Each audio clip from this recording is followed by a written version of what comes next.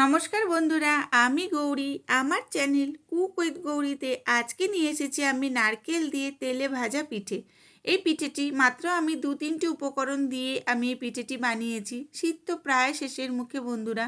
শীতের আগে, শেষ হয়ে যাওয়ার আগে শীতটা আপনারা অবশ্যই একবার হলে এই পিঠেটা ট্রাই করে দেখবেন। এটি খেতে ভীষণ ভালো। এই পিঠেটা বানানোর জন্য আমি এখানে একটা প্যান নিয়েছি বন্ধুরা। প্যানটার মধ্যে অল্প একটু মৌরি হালকা একটু ভেজে নিয়েছি।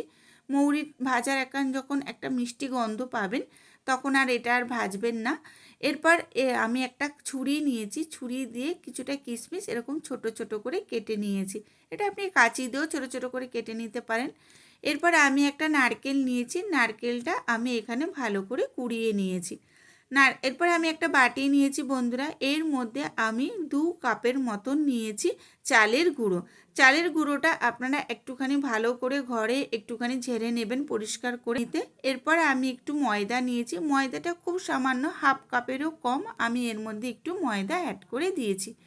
আর চিনি দিয়েছি 1 কাপের একটু কম, মিষ্টিটা আপনারা কম বেশি করে অ্যাড করে নেবেন।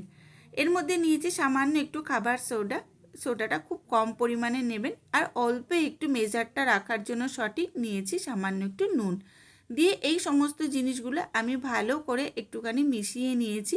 ভালো করে প্রথমে মিশিয়ে নেওয়ার পর আপনারা অল্প অল্প করে জল দিয়ে একটা সুন্দর করে এটাকে গুলে নেবেন।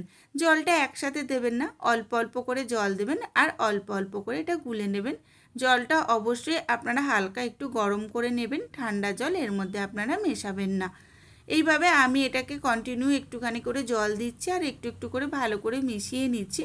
আপনারাও সেম এইভাবেই করবেন, একবারে সম্পূর্ণ জলটা আপনারা দেবেন না। এই অবস্থায় মেশানোর পর আমি এটাকে প্রায় 20 মিনিটের মতন ঢাকনা চাপা দিয়ে রেস্টে রেখে দিয়েছি। 20 মিনিট পর দেখুন আমি ঢাকনাটা তুলে নিয়েছি। তোলার পর এর মধ্যে যে মৌরিটা আমি গরম করে নিয়েছিলাম প্যানে, সেটাকে আমি একটু গুঁড়ো করে নিয়েছি। ওই গুঁড়ো করা মৌরিটা আমি এর মধ্যে মিশিয়ে দিয়েছি। এরপরে আমি সামান্য যে কিশমিশগুলো ছোট ছোট করে কেটে রেখেছিলাম, কেটে রাখা কিশমিশগুলো এর মধ্যে দিয়ে দেবো। আর যে নারকেলটা কুড়িয়ে রেখেছিলাম, কুড়ানো নারকেলটাও আমি এর মধ্যে দিয়ে দেবো। দেওয়ার পর এরপরে আমি এটাকে ভালো করে এই যে জিনিসগুলো আমি দিয়েছি সেটাকে ভালো করে মিশিয়ে নেব। এই মেশানোটা একটু সময় ধরে করবেন, যত ভালো এটাকে মেশানো হবে তত সুন্দর করে তেলে ভাজা পিঠেগুলো সুন্দর খেতে লাগবে এবং সুন্দর ফুলে যাবে। প্যানের মধ্যে কিছুটা পরিমাণে তেল নিয়েছি, তেলটা আপনাদের পরিমাণ বুঝে নেবেন। তেলটা একটু হালকা একটু হিট করে নেবেন, খুব হাই হিটে এইগুলোকে ভাজবেন না। এরপর আপনারা এই ব্যাটারটাকে কিছুক্ষণ ভালো করে নাড়িয়ে নেবেন। এই মিশ্রণটা যখন ভালোভাবে নাড়ানো হয়ে যাবে তখন তেলটা গরম হয়ে গেলে ছোট্ট একটা হাতার মধ্যে এই মিশ্রণটা তুলে নিয়ে আপনারা গরম তেলের মধ্যে দিয়ে দেবেন।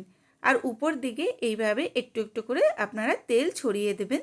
কিছুক্ষণ পর এমনিভাবে পিঠেটা হালকা একটু ফুলেও উঠবে। আপনারা এই সময় গ্যাসের ফ্লেমটাকে একদম লো টু মিডিয়াম করে রাখবেন। হাই ফ্লেমে আপনারা একটাও পিঠে ভাজবেন না, তাহলে কি হবে, পিঠের ভিতরটা কিন্তু একদম কাঁচা থেকে যাবে, উপরটা লাল হয়ে যাবে। দেখুন আমি এইভাবে প্রত্যেকটা পিঠে এভাবে লাল লাল হালকা ভেজে নিয়েছি।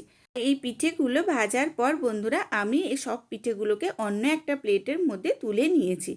এইভাবে বন্ধুরা আমি আমার এই রেসিপিটি কমপ্লিট করেছি। যদি আমার এই রেসিপিটি আপনাদের ভালো লাগে তাহলে অবশ্যই আমার পাশে থেকে আমাকে সাপোর্ট করবেন এবং কেমন হয়েছে রেসিপিটি আমাকে অবশ্যই কমেন্ট বক্সে জানাবেন।